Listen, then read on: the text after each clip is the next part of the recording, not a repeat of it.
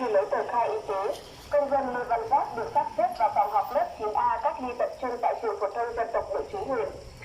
Đến 05 giờ 00 phút, ngày 30 tháng 6 năm 2021, nhận được thông báo của Trung tâm Kiểm soát Bệnh tật tỉnh Bắc Kạn, công dân Lê Văn Giáp sinh năm 1990,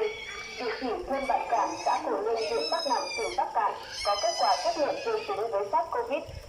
Hiện tại bệnh nhân không ho, không sốt, không đau họng, không khó thở. Ngay sau khi địa bàn phát hiện ca dương tính, huyện Bắc Nẵm đã tổ chức cuộc họp khẩn để triển khai các biện pháp phòng chống dịch COVID-19. Chủ trường hợp F0 đến cách ly tại trạm y tế xã Phục Phú để tiếp tục cách ly theo dõi điều trị.